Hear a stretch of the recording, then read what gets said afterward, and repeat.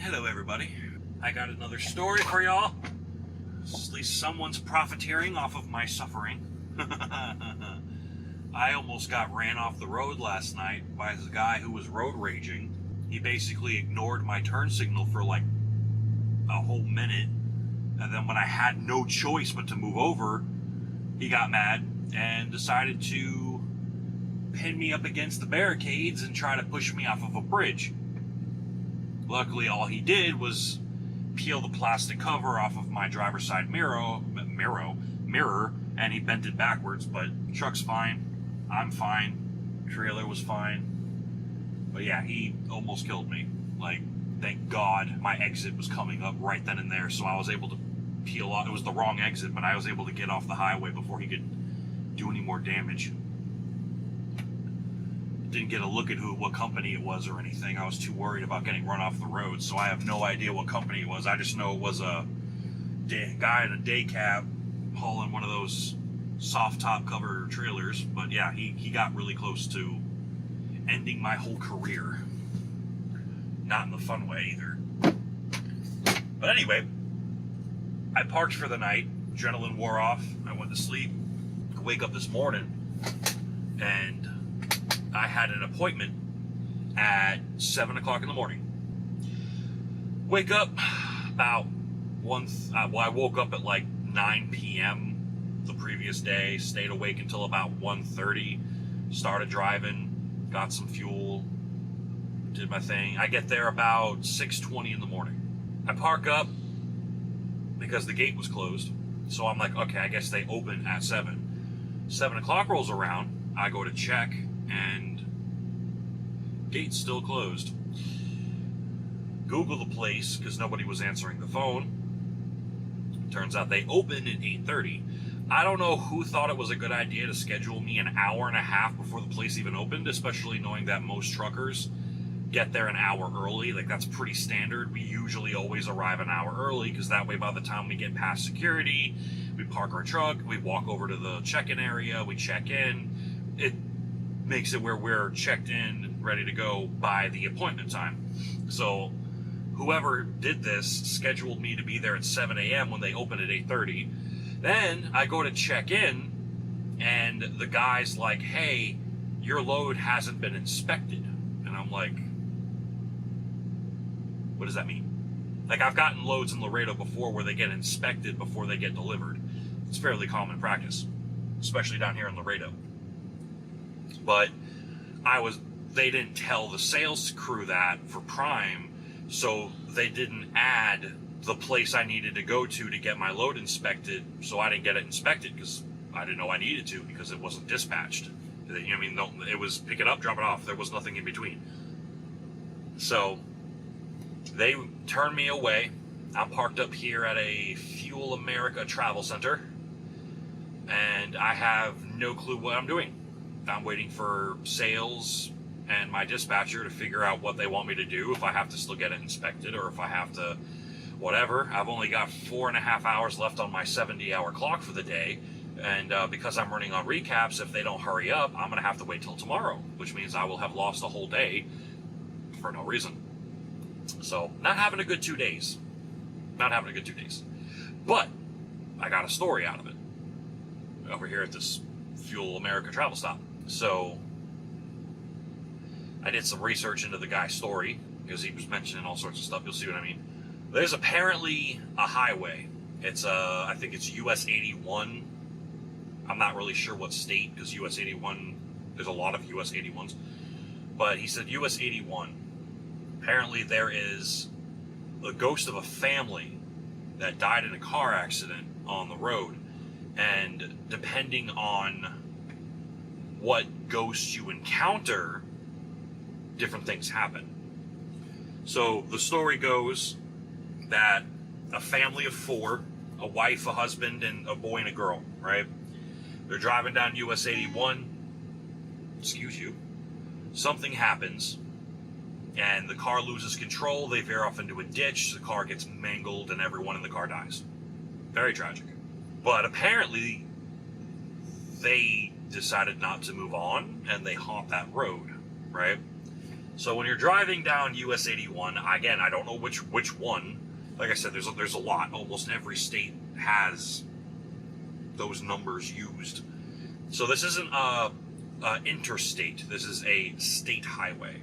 So it's a 2-lane road that cuts through the middle of nowhere, right? Dark as hell, out in the boonies. Like, it's not an interstate. It's a state highway. It's just an oncoming and going 2-lane road, right? There are 4 possible outcomes of the different ghosts you'll meet. What you're going to do is if you're driving down that road late at night, supposedly around the witching hour, 2, 3, 4 in the morning, you'll see the car on the side of the road, and it'll look like it's wrecked. And there will be one of the family members there. According to what the guy told me, no one's ever reported seeing the family there. There's been multiple instances of people meeting one of the family members. That's how they know there was 4, because someone met, oh, I've seen that car before, I've heard about that. I met a little boy at the car, and the one's like, oh, well, I've seen that car there too before, and I saw a little girl, and oh, well, I saw a woman, and I saw a man. So there's kind of a multiple stories coming together, but it's always a variation of the boy, the girl, the man, or the woman. If you meet the little girl, you're supposed to get out and offer assistance, and she'll be crying, and if you can calm her down, she'll just disappear. So will the car. At some point, you call the cops or whatever, and the moment you look away or blink or whatever, they're all gone, or she and the car is gone.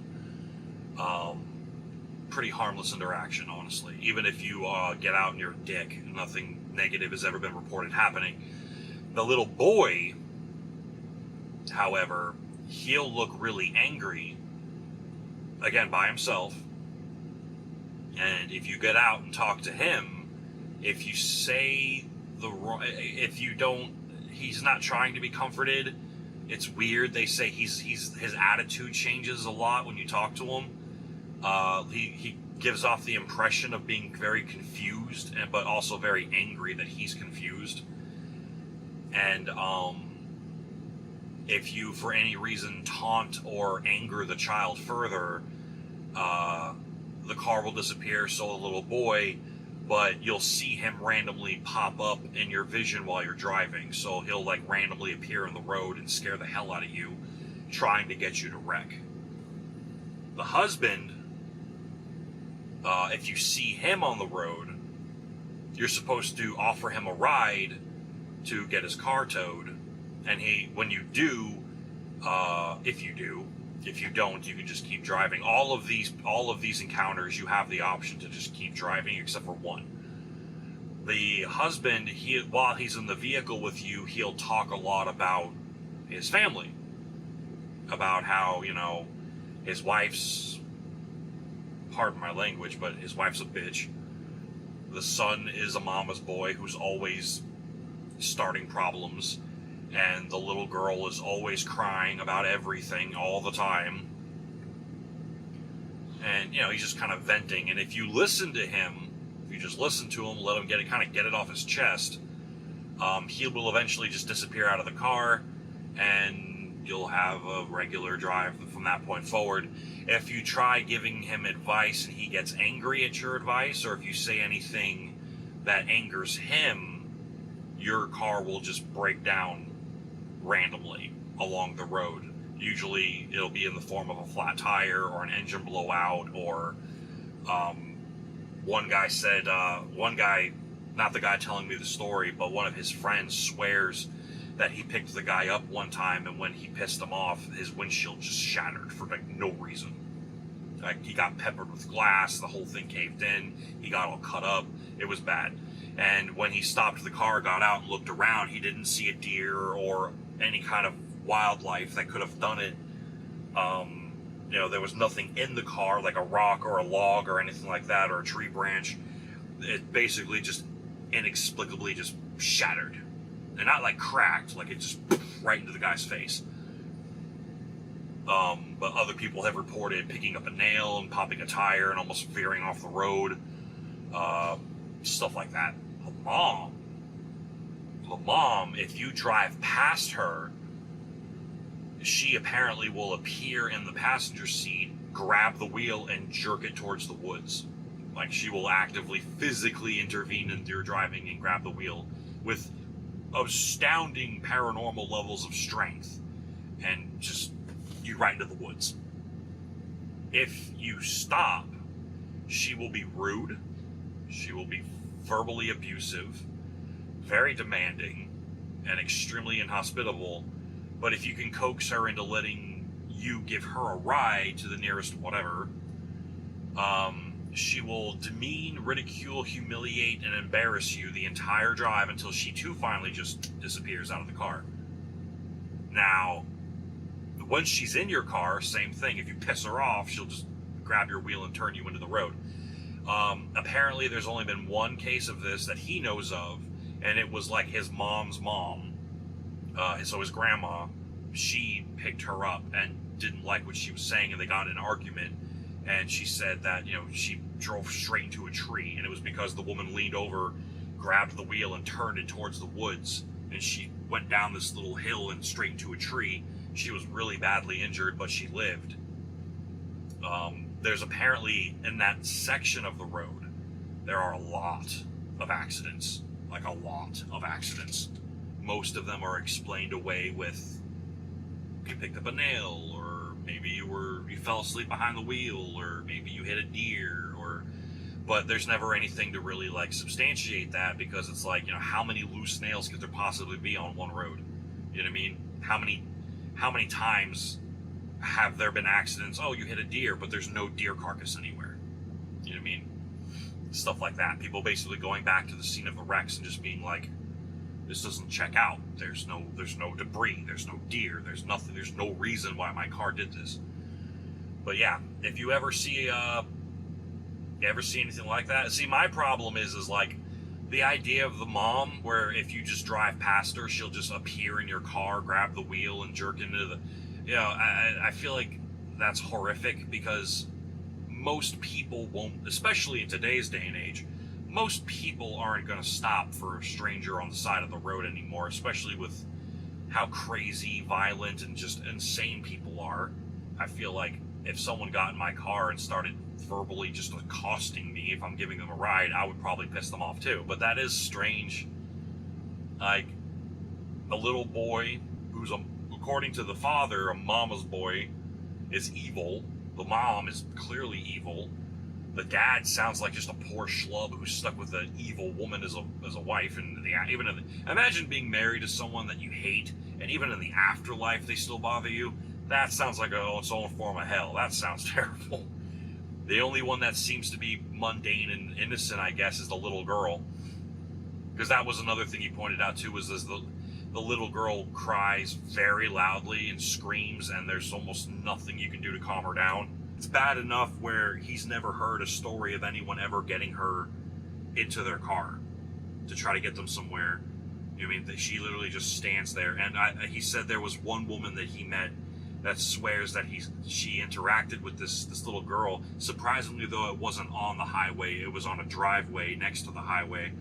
But she swears she interacted, and she said that when she got out of the car to go talk to her, when she got within arm's reach, the little girl cut loose a scream that was just abnormally loud. Like, it was too loud to come from a human being. Like, it rattled her soul. Like, her brain felt like it was being vibrated. And the scream went on for way too long. She said this little girl must have cut loose a scream that could have been heard from a mile away, and she didn't breathe. She just screamed for like a solid 3 or 4 minutes straight. And that's when the woman realized something was very wrong, and she just got in the car and left.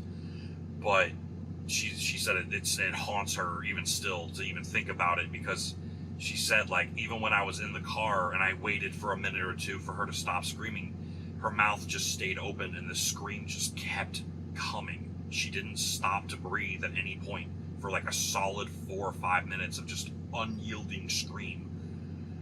That's nightmare fuel. The little boy is just a dick. He's just a dick. from. Everyone who apparently had an interaction with this little boy says he's just an absolute little dick of a kid. Just total douche. And I think the little girl is like 8, 9 years old. The boy's like 11, 12 years old. The guy apparently looks like about a middle-aged man, and the woman, the wife, looks like your typical 20-something trophy wife. Like, that is one thing they also mentioned, is the wife, despite her being absolutely insufferable, apparently she's stupid hot. Like, typical blonde hair, blue-eyed, fit body, big chested, big butt, you know, just hot. But the moment you interact with her, she's just nasty. So I don't know. If you're ever on a US 81, keep that in mind, I suppose. But anyway, I'm gonna keep this one short. Like I said, it's a short story. There wasn't a whole lot of details to it other than the individual encounters he told me about. I'm pretty sure it's Nebraska, because I think I remember him mentioning that he was here visiting from Nebraska. I'm in Laredo, Texas right now. But yeah, so if you guys are listening to this while you're driving, please drive safe. And if you're watching this while you're driving, well, you're hopeless. Have a great day, everyone.